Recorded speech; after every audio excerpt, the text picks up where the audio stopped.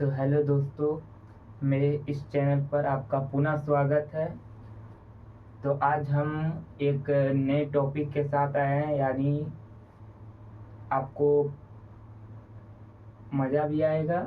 आइए देखते हैं हम लोग, ठीक है। देखिए, क्लास 12 वैद्युत आवेश तथा क्षेत्र, इंग्लिश तो आप लोग जानते ही होंगे, इलेक्ट्रिक चार्ज एंड फील्ड, ठीक है। देखो, चैप्टर पहला है और हम लाए MVVI 2 मार्क्स का। MVVI 2 मार्क्स का, इससे अगर ज़्यादा पूछा तो बिहार बोर्ड का अलग से टॉपिक बन जाएगा वो, ठीक है। इससे ज़्यादा नहीं पूछेगा। सब्जेक्टिव क्वेश्चन है 2 नंबर का। अगले वीडियो में हम लोग 5 नंबर का भी बना देंगे, ठीक है। तो आज हम लोग देखेंगे 2 नंबर का। पहला है, देखिए, आवेश क्या है। पहला क्या है, आवेश क्या है। दूसरा है आवेश के गुण। उसके बाद है कूलम का नियम, कूलम की नियम की सीमाएं। कूलम का नियम और कूलम की नियम की सीमाएं, ये दोनों अलग अलग से पूछता है और दोनों 2 नंबर का पूछता है, ठीक है। उसके बाद है आपेक्षिक विद्युतशीलता या तो परावैद्युतांक, दोनों एक ही है। उसके बाद है विद्युत क्षेत्र, विद्युत क्षेत्र की तीव्रता। विद्युत क्षेत्र और विद्युत क्षेत्र की तीव्रता दोनों सेम है, ठीक है, इसलिए इन दोनों को एक ही साथ पढ़ेंगे। उसके बाद है एकांक आवेश।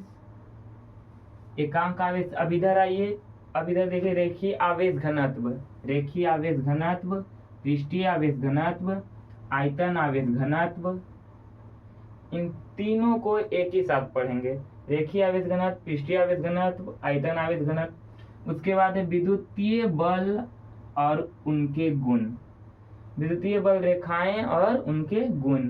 उसके बाद है वैद्युत द्विध्रुव और आघूर्ण, मतलब वैद्युत द्विध्रुव और वैद्युत द्विध्रुव आघूर्ण, ठीक है। उसके बाद है बल आघूर्ण, बल आघूर्ण टॉर्क। उसके बाद है वैद्युत फ्लक्स, वैद्युत फ्लक्स। और लास्ट टॉपिक हमारा है गाउस का प्रमेय, ठीक है। इतना हम लोग, सब्जेक्टिव क्वेश्चन है 2 नंबर का। इससे अगर ज्यादा पूछा तब बोलिएगा, इससे ज्यादा नहीं पूछेगा, ठीक है। अब देखिए, हम लोग पहले तो आवेश क्या है, इस पर एक वीडियो बन चुका है। अब है आवेश के गुण। दूसरा क्या है, आवेश के गुण। तो आज हम लोग पढ़ेंगे आवेश के गुण, ठीक है। इतना आप लोग का टॉपिक है जो जरूरी है, इतना हम पढ़ाएंगे। अभी हम पढ़ाने जा रहे हैं क्या, आवेश के गुण, ठीक है। तो चलिए आवेश के गुण पढ़ते हैं। इससे पहले हम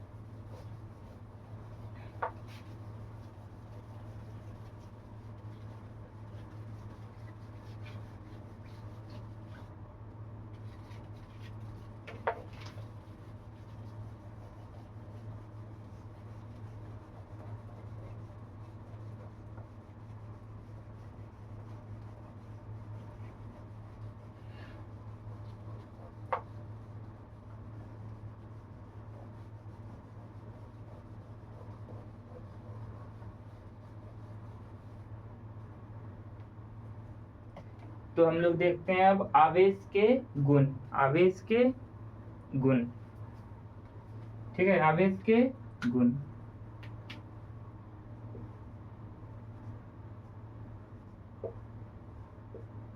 आवेश के गुण, इंग्लिश में बोले तो प्रॉपर्टीज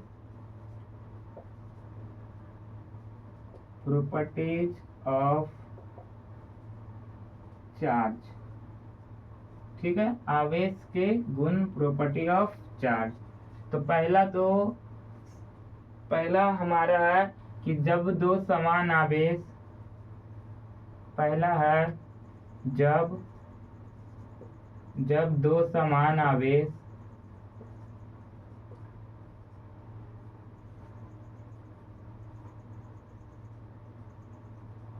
या तो दो समान आवेश, हम लोग बोल सकते हैं दो समान आवेश एक दूसरे को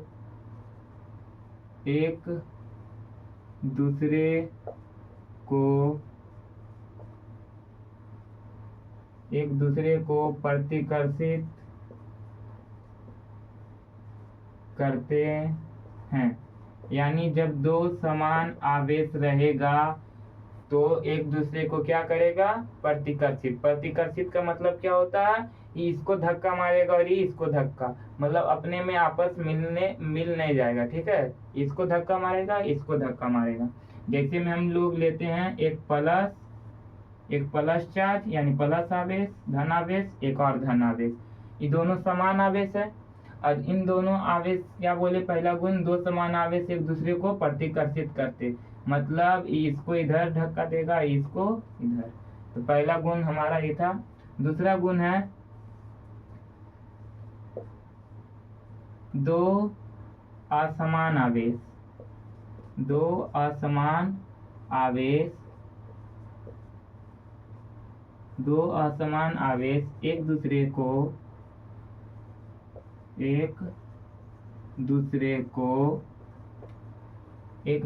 को आकर्षित करते हैं। क्या करते हैं, आकर्षित करते हैं।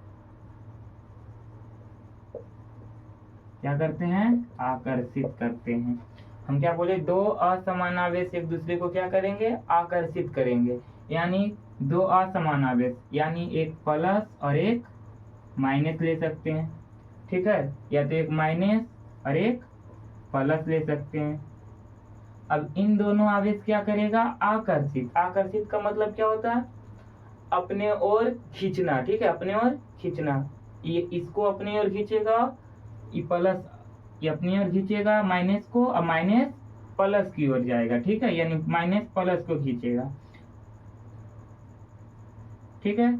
उसी तरह इसमें भी होगा, माइनस प्लस को, प्लस माइनस को। ये हमारा दूसरा गुण था, ठीक है। ये तो हमारा सिंपल गुण था। अब तीसरा गुण है आवेश को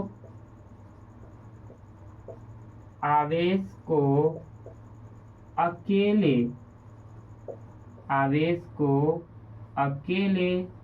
स्थानांतरित नहीं किया जा सकता है, नहीं किया जा सकता है। तीसरा गुण क्या है, आवेश को अकेले स्थानांतरित नहीं किया जा सकता। स्थानांतरित का मतलब क्या है, एक जगह से दूसरी जगह नहीं ले जाया जा सकता अकेले।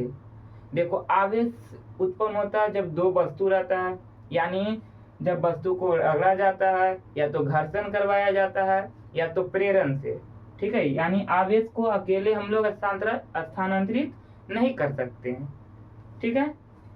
ये हमारा तीसरा गुण था। चौथा है आवेश, इसी में लिख लीजिए एक और, उसके बाद हम लोग मेन पॉइंट पे चलेंगे। आवेश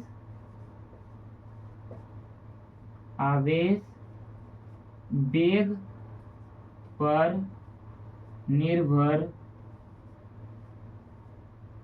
नहीं करता है। आवेश वेग पर निर्भर नहीं करता है, ठीक है। चौथा गुण क्या है, आवेश जो होगा वेग पर निर्भर नहीं करेगा कि कितना वेग से आवेश को ले जाना है, नहीं ले जाना है, ठीक है। आवेश वेग पर निर्भर नहीं करता है, ये हमारा चौथा गुण था।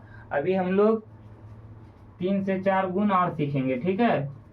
अब हम लोग को एग्जाम में 5 गुण लिखना। अब आपको कौन सा ऐसा लगता है सुविधा होगा, उसी को आप लिखिएगा, ठीक है। हम सिखा देते हैं 7 से 8 गुण, ठीक है।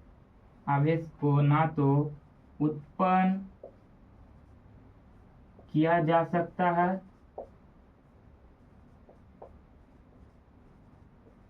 आवेश को ना तो उत्पन्न किया जा सकता है और ना ही नष्ट किया जा सकता है नष्ट किया जा सकता है। ठीक है, आवेश को ना तो उत्पन्न किया जा सकता है और ना ही नष्ट किया जा सकता है किसी विलगित निकाय में। कहा?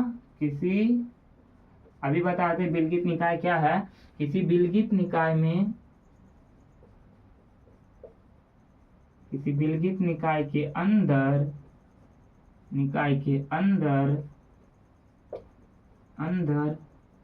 उपस्थित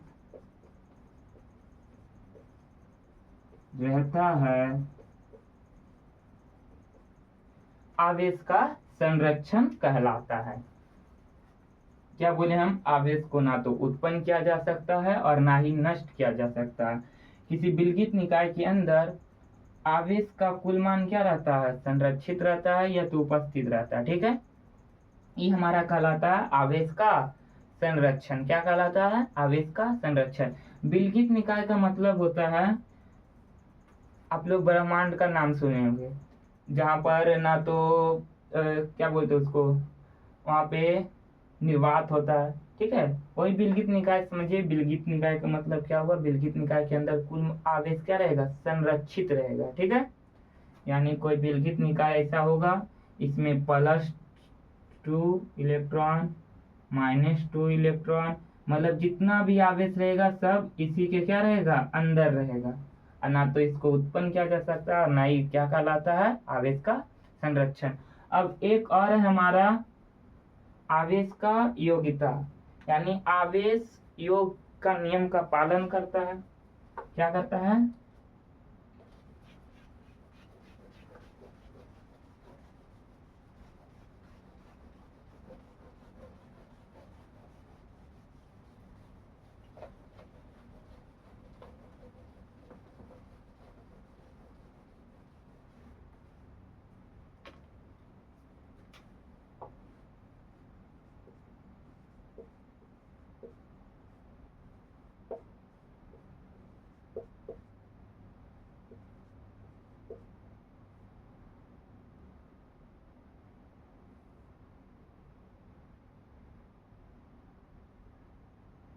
आवेश की योग्यता, इसका मतलब होता है क्या? हम लोग जब गुण में लिखेंगे तो लिखेंगे आवेश योग होता है। कैसा होता है?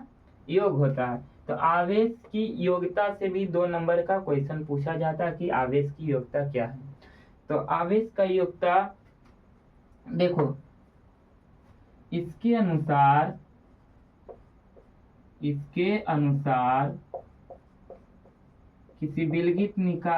किसी विलगित निकाय के अंदर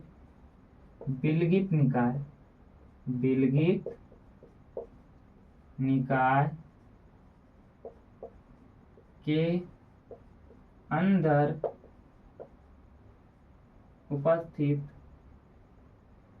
इसके अनुसार किसी विलगित निकाय के अंदर उपस्थित उस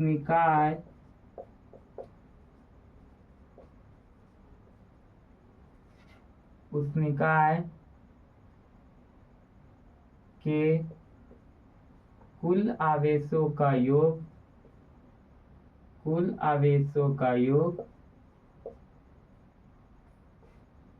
आवेशों का योग बीजगणितीय योग, कुल आवेशों का बीजगणितीय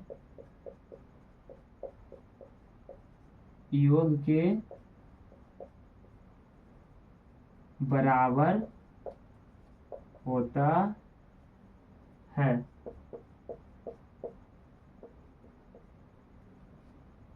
इसके अनुसार किसी विलगित निकाय के अंदर उपस्थित उस निकाय के कुल आवेश का बीजगणितीय योग के बराबर होता है। ठीक है, यानी जब विलगित निकाय में, यानी +2 इलेक्ट्रॉन -2 इलेक्ट्रॉन +4 इलेक्ट्रॉन।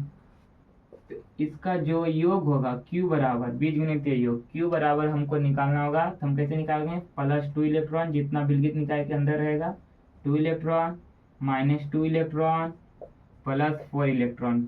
ठीक है, अब इसको जोड़ करके जितना आएगा वही हमारा आवेश का योगता कहलाएगा, योग का नियम। यानी 4 और 2 6 इलेक्ट्रॉन, 6 में 2 गया तो 4 इलेक्ट्रॉन।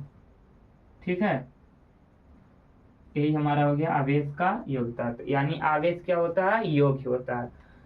अब हमारा आवेश का गुण समाप्त हो गया है। अब उसके आगे हम लोग पढ़ेंगे अगला बारी कूलम का नियम, कूलम के नियम की सीमाएं एक ही वीडियो में हम लोग समाप्त कर देंगे। ठीक है, तो आज के लिए इतना ही।